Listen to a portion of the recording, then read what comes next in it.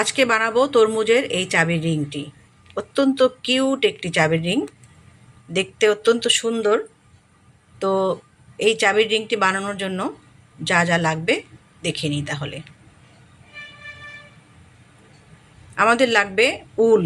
আমি এখানে উলের সুতা নিয়ে নিচ্ছি। প্রথমেই লাগবে লাল রঙের উল,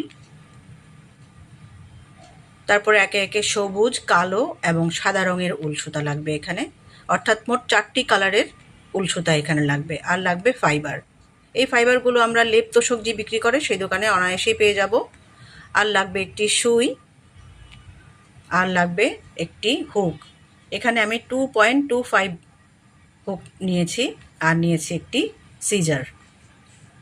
তো প্রথমে একটি ম্যাজিক রিং করে নিব।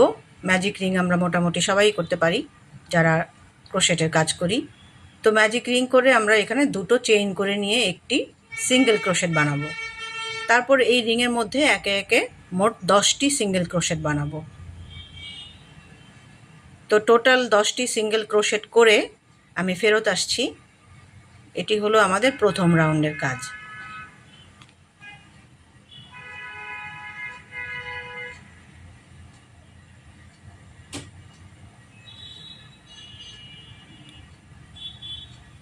তো একে একে 10টি সিঙ্গেল ক্রোশেট করা আমার হয়ে গিয়েছে। তো আমি প্রথম যে 2টো চেইন নিয়েছিলাম সেই 2 নাম্বার চেইনের মাথায় আমি স্লিপ নট করে রাউন্ডটিকে শেষ করে দিলাম।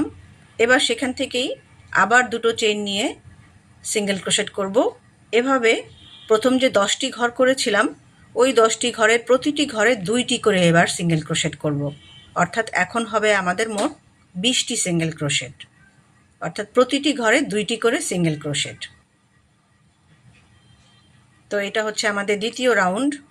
দ্বিতীয় রাউন্ড পুরোটা শেষ করে আমি আবার ফিরে আসছি। তো মোটামুটি হয়ে গিয়েছে আমার সবগুলো করা। এবার আমি সিঙ্গেল স্লিপ নট দিয়ে নিয়েছি সেই 2টো চেনের মাথার উপরে। এবার আমাদের তৃতীয় রাউন্ড শুরু করার পালা। তৃতীয় রাউন্ড যেটা করব, প্রতিটি ঘরে আমরা 2টো করে ডাবল ক্রোশেট করে নিব। খেয়াল রাখেন, প্রথম আমরা করেছি 10টি সিঙ্গেল ক্রোশেট, তারপরে রাউন্ডে করেছি প্রতিটি ঘরে 2টো করে, অর্থাৎ 20টি সিঙ্গেল ক্রোশেট। এবার ওই 20টি সিঙ্গেল ক্রোশেটের ঘরে, অর্থাৎ প্রতিটি ঘরে এবার আমরা করে নেব 2টি করে ডাবল ক্রোশেট।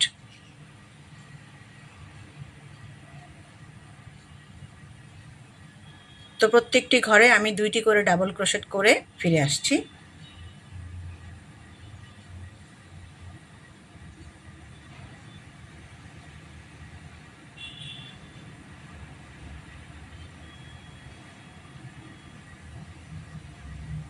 এবার প্রতিটা রাউন্ড, এবার আমাদের 3 নাম্বার রাউন্ডের কাজ শেষ হয়ে গেল। এবার প্রথম চেইনের মাথায় স্লিপ নট করে নিচ্ছি। 3 নাম্বার রাউন্ডের কাজ শেষ এবং লাল সুতার কাজও শেষ। এবার সুতাটাকে কেটে নিচ্ছি।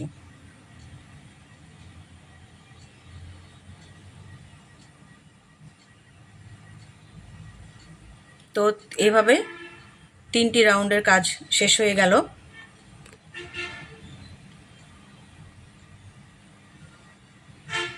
এখন শুরু করব আমরা সাদা সুতার কাজ, অর্থাৎ চতুর্থ রাউন্ড হবে সাদা সুতার কাজে।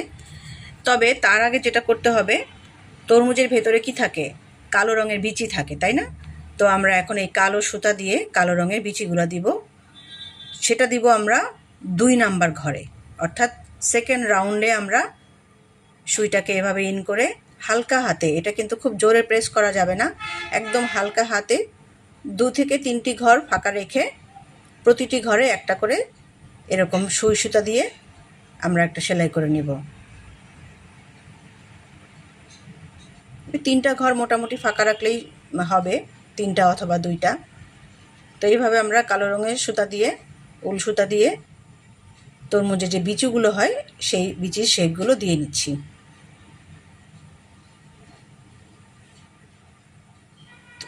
তবে সাবধানে কাজটি করবেন, কারণ এটাতে খুব জোরে সুতাটাকে টানা যাবে না, একদম হালকা হাতে সুতাটাকে টানতে হবে। বিচি দেওয়ার কাজগুলো শেষ। এবার সুতাটাকে উল্টো পিঠে একটু গিট দিয়ে নিচ্ছি এবং বাড়তি অংশটা কেটে ফেলে দিচ্ছি। তো এই হচ্ছে আমাদের তরমুজের যে বিচি হয় সেগুলো দিয়ে নিলাম। এবার আমরা চতুর্থ রাউন্ডের কাজ শুরু করব সাদা সুতা দিয়ে। প্রতিটি ঘরে এবার আমরা একটি করে সিঙ্গেল ক্রোশেট করে নিব। যে কোনো একটা ঘর থেকে সুতাটাকে গিট দিয়ে জয়েন করে নিব। জয়েন করার পর দুটো চেইন নিব, তারপর প্রতিটি ঘরে একটি করে সিঙ্গেল ক্রোশেট করব। প্রথম যে দুটো চেইন নিয়েছিলাম সেটা কিন্তু একটা সিঙ্গেল ক্রোশেট হিসেবে কাউন্ট হবে। এভাবে প্রতিটি ঘরে একটা করে সিঙ্গেল ক্রোশেট দিয়ে আমি ফিরে আসছি। তো আমার শেষ সিঙ্গেল ক্রোশেট দেওয়া। এবার চেনের মাথায় জয়েন করে নিচ্ছি, অর্থাৎ স্লিপ নট করে নিচ্ছি। তারপর সাদা সুতোটাকে কেটে ফেলছি, কারণ সাদা সুতোর আর কোনো কাজ নেই। এই গেল আমাদের চতুর্থ রাউন্ডের কাজ। এবার শুরু করব পঞ্চম রাউন্ডের কাজ, এবং এটাই আমাদের শেষ। তো এখন লাগবে সবুজ রঙের সুতা। এবারও আমরা ঠিক প্রতিটি ঘরেই একটা করে সিঙ্গেল ক্রোশেট দিয়ে নিব। মোটামুটি এই তরমুজের চাবির রিংটা সিঙ্গেল ক্রোশেট দিয়েই করা হয়।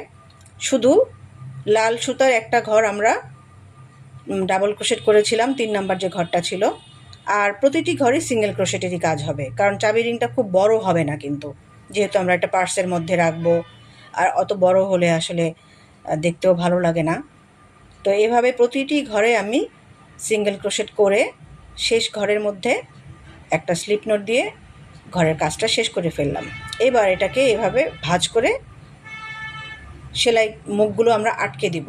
দেখেন, এই পাশ থেকে যে চেইন করেছিলাম এবং ওই পাশ থেকে চেইন, এই পাশ থেকে সুইটাকে ওই পাশে নিয়ে তারপরে লক করে দিব। তো মোটামুটি অর্ধেক পর্যন্ত লক করা যখন হয়ে যাবে তখন একটু বাকি রাখবো কাজটা। তো আমি মোটামুটি অর্ধেক পর্যন্ত লক করে নিচ্ছি এই পাশ থেকে ওই পাশ সুতা এনে,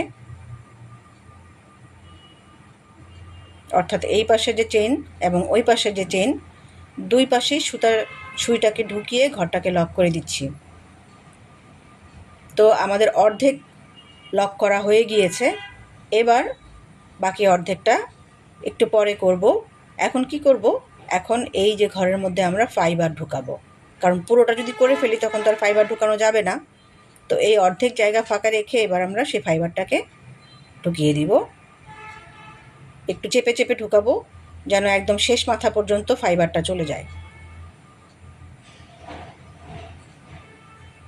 আর জিনিসটা যদি ফুলে না থাকে তাহলে কিন্তু দেখতে ভালো লাগবে না। তো একদম কনফার্ম হয়ে নিব যে একদম শেষ মাথা পর্যন্ত যেন ভালো মতো ফাইবারটা ঢুকে যায়, নাহলে এক মাথা চাপা হয়ে থাকবে আর এক মাথা ফুলে থাকবে। তো আমি একদম শেষ মাথায় সুইয়ের মাথাটা দিয়ে একটু চেপে ফাইবারটাকে ঢুকিয়ে নিলাম। এবার বাকি অর্ধেকটুকু লক করে দিব। আর আমি একটা জিনিস দেখাতে ভুলে গিয়েছিলাম। প্রথমে আমি চাবির যে রিংটা সেটা দেখাতে ভুলে গিয়েছিলাম। তো আমাদের কিন্তু একটা চাবির রিংও লাগবে। এই চাবির রিং আমরা পাবো কোথায়? যেখানে এই উল সুতাগুলো পাওয়া যায়, অর্থাৎ ক্রোশেটের জিনিসপত্র যেখানে পাওয়া যায় যেই দোকানে, সেখানেই কিন্তু চাবির রিংটা পাওয়া যাবে।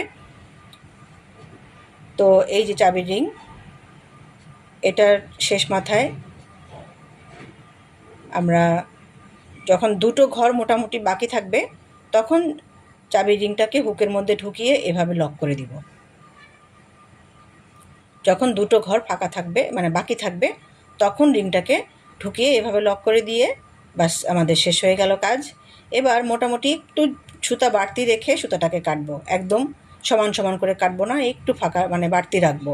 কেননা সুইয়ের মধ্যে এই সুতাটাকে ঢুকিয়ে আমরা এটাকে একদম শেষ মাথা বরাবর লক করে দিব, যাতে এটা পরবর্তীতে খুলে না আসে। তো আমরা এই পাশ থেকে সবুজ রঙের সুতার গা ঘেঁষে একদম ওই শেষ মাথা পর্যন্ত এটাকে টান দিয়ে বের করে তারপর কেটে দেব সুতাটাকে। তাতে করে কি হবে, এই সুতাটা আর বাড়তি হয়ে মানে খুলে আসবে না। তো এই মোটামুটি কিন্তু আমাদের পুরো কাজই এখন শেষ। ব্যাস, শেষ হয়ে গেল আমাদের চাবির রিং বানানো। খুবই সহজ, আপনারা একবার ট্রাই করে দেখতে পারেন। অত্যন্ত কিউট একটি জিনিস, কাউকে গিফট করলে সেও খুশি হবে। চাবির রিং হিসেবে আর কোনো তুলনা হয় না এই জিনিসটার, এত সুন্দর একটি কিউট একটি জিনিস হয়। তো এভাবে কিন্তু যারা মোটামুটি ক্রোশেটের কাজ পারেন সবাই এই কাজটা করে নিতে পারেন। তো ধন্যবাদ সবাইকে আমার সাথে থাকার জন্য।